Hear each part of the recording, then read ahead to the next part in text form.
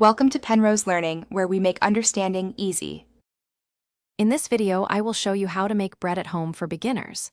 First, let's gather our simple ingredients.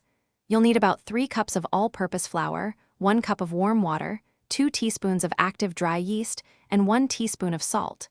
Ensuring your water is between 105 and 115 degrees Fahrenheit is key to waking up that yeast.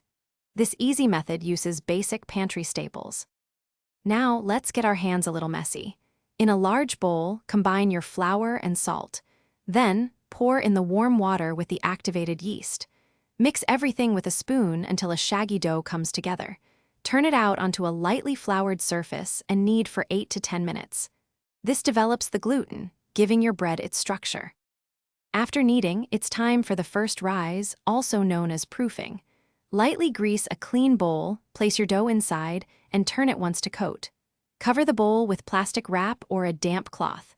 Let it rise in a warm spot for 1 to 2 hours or until it has doubled in size. This step allows the yeast to produce gas, creating air pockets. Once your dough has doubled, gently punch it down to release the air. Turn it out and shape it into a loaf. Place it in a greased loaf pan for its second rise, about 30 to 45 minutes. Preheat your oven to 375 degrees Fahrenheit. Bake for 30 to 35 minutes or until golden brown and hollow sounding when tapped. Enjoy your homemade bread. Thanks for watching. If this was helpful, leave a like and consider subscribing. See you next time.